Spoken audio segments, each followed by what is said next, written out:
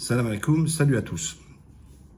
Donc j'ai voulu faire les deux sujets concernant la position de la Turquie et d'Erdogan sur la Syrie et sur la Palestine, puisque les deux choses sont montées dans l'actualité.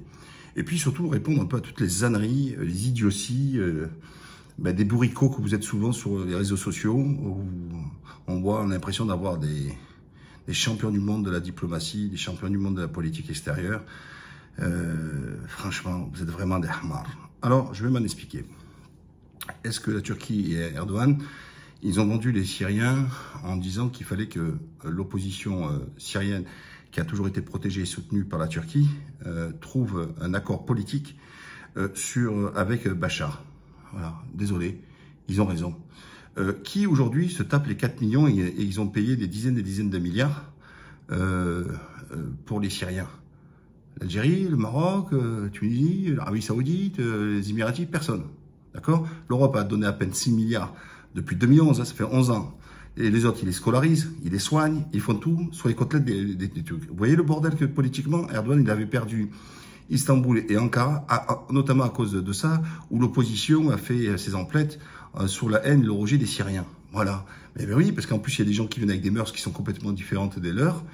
Et que les autres, ils disent, attends, nous, on subit l'inflation, c'est dur, et on prend le pognon des Turcs pour le faire. Mais la différence, c'est qu'Erdogan, lui, c'est un des rares chefs d'État qui est vraiment musulman, et dans sa politique, c'est ce qui mène. Je rappelle que la Turquie, c'est quand même le premier pays donateur au monde, hein.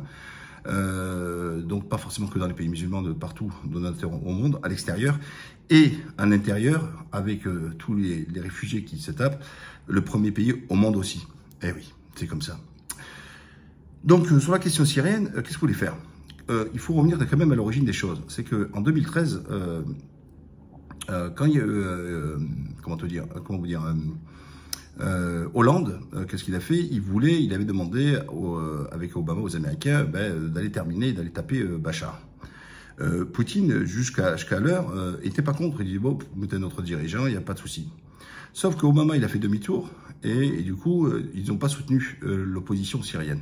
Qu'est-ce qui s'est passé? Bachar a continué à gazer, Bachar a continué à taper sur son peuple.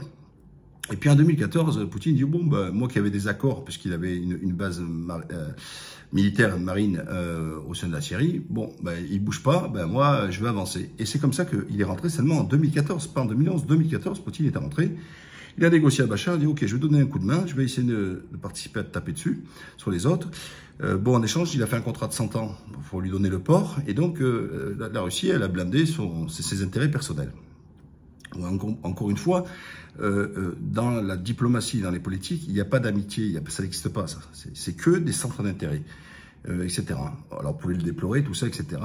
Vous pensez que quand on fait de la diplomatie, c'est comme à l'autre en disant ça va, je te parle plus, on se voit plus. Non, ça marche pas comme ça. Non, pas du tout. Pas du tout.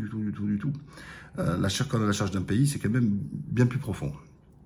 Donc, et ceux qui défendent Bachar en disant mais non, Bachar il aime son peuple, allez parler aux 4 millions de Syriens qui sont en Turquie, à parler aux Syriens qui sont mutés en France, s'ils ont fui Bachar, ou ils ont fui Daesh, ou ils ont fui les PKK kurdes, ou etc. Non, c'est Bachar, d'accord? C'est Bachar, d'accord? Donc arrêtez de jouer chaque fois les grands experts diplomatiques à parler à la place du peuple. Le peuple ne veut pas de Bachar. Voilà, très bien. Voilà, ça c'est une réalité. Sinon, il ne serait pas cassé, ok? Hein, ils ne seront pas en train aussi de le combattre, pour ceux qui sont encore là, sur les lieux. Et allez voir la gueule d'Alep comme c'est rasé, d'accord? Donc ça, c'était la petite parenthèse là-dessus. Et donc, tout naturellement, la Turquie, elle a la vocation de se dire, mais attendez, aujourd'hui, on est sur un statu quo, l'Occident soutient Bachar sans le dire, c'est-à-dire qu'on n'a aucune hostilité envers lui, à part dire, pas gentil, pas beau, tout ça, etc. Mais n'empêche qu'il n'y a aucune sanction, la Russie a plus de sanctions que Bachar, que la Syrie, pour vous donner un niveau de trucs. Donc, ça veut dire qu'ils ont parti pris, ils ont dit, bon, vaut mieux que ça soit Bachar, le boucher, que les islamistes. C'est ce qu'ils disent eux, hein, c'est leur posture. Et donc la Turquie dit, mais qu'est-ce qu'on fait là? Statu quo, ça fait 11 ans que ça dure, ils n'ont pas vocation de venir tous en CDI, etc. Qu'est-ce qu'on fait etc. Donc tout légitimement, et puis entre-temps, vous avez vu la tribune de Kouchner, à tous ces ramassis de merde qui disent, oui, ils parlent de Kurdistan syrien, ça n'existe pas. La Syrie, c'est un territoire où la Syrie ne doit pas perdre 1 mètre carré de souveraineté. Et même la Turquie, elle le dit. Et quand la Turquie, elle est sur un terre syrienne, elle dit je fais une zone tampon parce que justement, elle a le PKK, les PG, les amis de Bernard Lévy, de Kouchner, de tous les sionards, d'accord? Et eux, ils veulent imposer leur modèle ultra-laïcard, etc., marxiste à 2 balles, tout ça, etc. Donc, bah oui, les potes à Mélenchon, hein, on le sait bien d'ailleurs, les rouges. Donc la Turquie dit, mais moi, on peut plus rester sur un statu quo. Et bien sûr, la seule chose qui reste aujourd'hui, c'est à partir du moment où les grandes puissances, etc., disent, ben on va pas combattre Bachar, et en plus maintenant soutenu par Poutine, la Turquie dit, mais nous, il faut avancer. Et la seule façon qu'on avance, qu'on est là-dessus, c'est la politique. C'est que la politique. C'est-à-dire d'essayer de trouver un compromis, de trouver une solution politique des choses. Le statu quo n'arrange personne, ni les réfugiés, ça arrange que Bachar peut-être, et encore, et une partie de son peuple, mais il souffre aussi économiquement. Donc il est temps qu'il y ait un apaisement, et il est temps justement de trouver un compromis politique. Et en plus c'est pas facile, parce que Bachar, lui, il se sent vainqueur dans cette histoire, et donc ça va être difficile de lui faire lâcher certaines choses, mais je fais confiance aux relations entre la Turquie et la Russie pour que Poutine demande à Bachar de lâcher un peu de l'Est. Oui, je vous rappelle. Et je vous rappelle que Bachar, il est très véhément à chaque fois à aller bombarder sur son peuple. Par contre, Israël, chaque semaine, lui balance des bombes sur la tronche et il n'a jamais répliqué. Là aussi, posez-vous des questions. Hein, votre super Bachar. Hein, Israël le bombarde, il ferme sa gueule. Bien sûr, il y a l'Iran au virage, bien sûr, qui est là, tout ça, etc. Maintenant, sur la question palestinienne. Alors, on fait tout un flanc parce que la Turquie retrouve ce qu'on appelle les accords diplomatiques entre la Turquie et Israël. Qu'est-ce que ça veut dire? Ça veut dire qu'on ne va pas s'embrasser sur la bouche. Ça veut dire que la Turquie va envoyer un ambassadeur en Israël et Israël va envoyer un ambassadeur en Turquie, chose qui a toujours été jusqu'auparavant. Et qu'il y a eu plusieurs brouilles là-dessus. Il y avait l'histoire du bateau Marmara, où un bateau turc était parti pour essayer de filer encore de l'aide humanitaire aux Palestiniens et qu'ils ont été attaqués par l'armée israélienne et qu'il y a eu des Turcs qui ont été morts. Israël avait présenté ses excuses, avait indemnisé les familles, etc. et c'était rentré dans l'ordre. Et puis après, il y a eu encore un désaccord entre la Turquie et Israël sur la question palestinienne. Et la Turquie a toujours été, sans hésiter, comme dernièrement les attaques à Gaza, à condamner ce qu'a fait Israël, sans détour.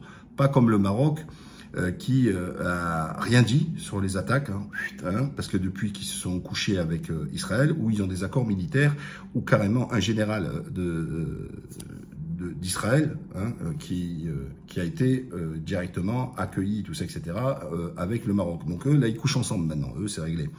Les autres pays arabes, on le sait bien, les Émiratis, tout ça, etc., et qui ont fait aussi leur ligne de miel. Donc Israël, aujourd'hui, a la plupart des pays arabes à sa botte, etc., et c'est en gros des pays amis. Donc vous voyez, on peut avoir des relations diplomatiques, donc c'est-à-dire, moi, ça ne me dérange pas qu'il y ait des ambassades, tout ça, etc., parce que les États se parlent. Alors, il y en a qui me disent, ouais, mais regarde, Mourad, nous, Algérie, super, nous, on ne reconnaît pas Israël, pas d'ambassade. Ouais, mais vous faites quoi, alors, du coup? Vous croyez que quand, comment vous dire, pour faire passer des aides, tout ça, etc., avec le blocus qui est à Gaza depuis des années, Israël vous te dit, tu n'amènes rien, l'Algérie, elle n'importe rien. Donc déjà, il faut que tu parles à tes adversaires. Ça, c'est une première des règles. Et donc, ça se commence par quoi? Par les ambassades, par la diplomatie. Tu fais passer des messages. Et c'est que des négociations.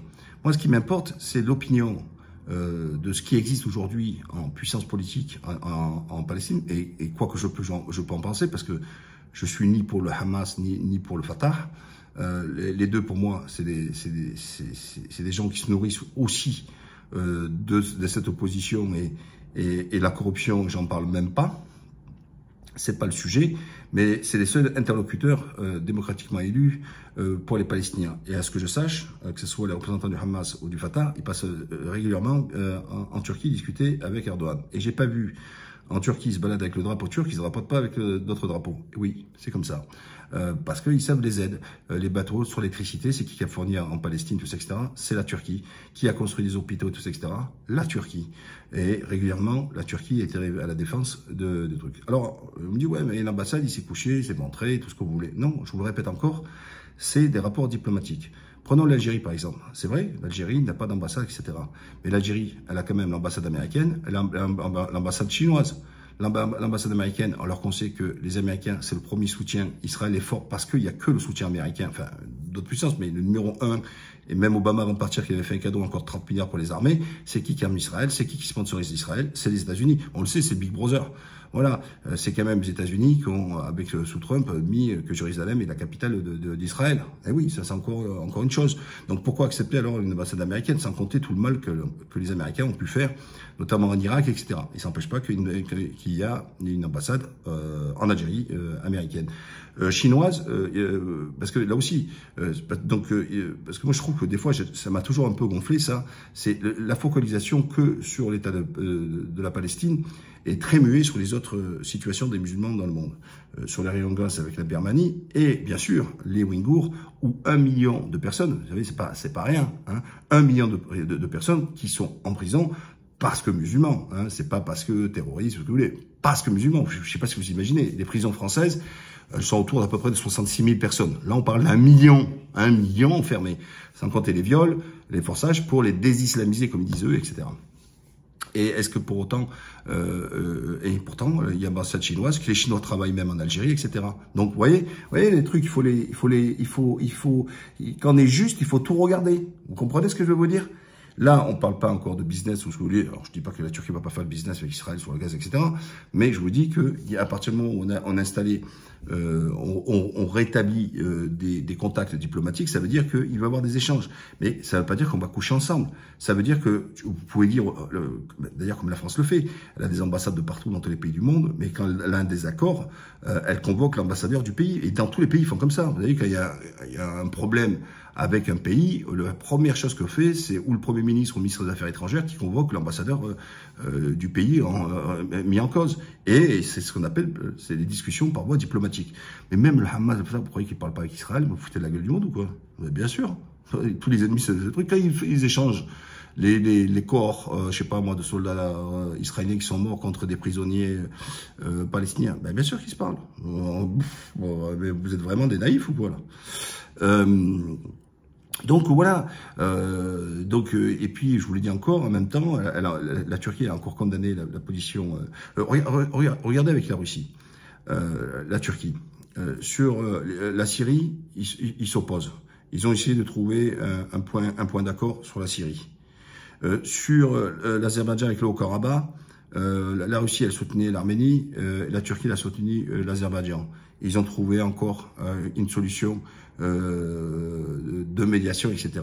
Sur la Libye, la Turquie, elle soutenait le gouvernement légitime, et la Syrie, et Poutine, il soutenait le boucher du maréchal Haftar, etc. Et ils ont trouvé encore un processus de paix. Dans le dossier ukrainien, ils étaient encore opposés, puisque la Turquie officiellement condamne l'occupation et l'attaque russe, mais ça, ils y mettent des sanctions, et ils ont trouvé quand même ensemble un compromis pour faire passer les céréales, etc., etc. Donc, vous voyez, on peut avoir, avec la Russie, une multitude de désaccords qui peuvent être sur la politique étrangère, mais ça n'empêche pas que les Russes, ils arrivent massivement en Turquie, que les entreprises aussi, etc., turques, travaillent aussi en Russie, et ils ont trouvé encore des nouveaux accords, et qu'il y a un gros partenariat économique. Vous voyez, on peut se dire, franchement, ça ne veut pas dire qu'on doit être aligné sur tout. Voilà, la diplomatie, elle participe à ça, elle participe à trouver des points de convergence. Et la politique, c'est ça, c'est trouver toujours le compromis. Voilà. Et sauf que vous, dans le compromis, certains, vous voyez de la compromission. Ben non, pas du tout. C'est pas parce qu'aujourd'hui, je vous ai fait état de tout ça. L'Algérie est c'est un partenaire de la Russie. Et pourtant, la Russie, c'est le soutien de Bachar. Vous comprenez? Voilà. Et d'Haftar en Libye, etc. Et ce sont des accords qu'il y a avec l'Algérie, etc. Mais pourtant, ils se parlent et même ils commercent ensemble, etc. Donc, il faut arrêter un peu cette fixette tout ça, etc. L'essentiel, c'est pas baisser son froc et de dire les vérités chaque fois à Israël, en demandant justement de les forcer de passer au dialogue et trouver le compromis. Sauf qu'Israël ne veut pas de compromis.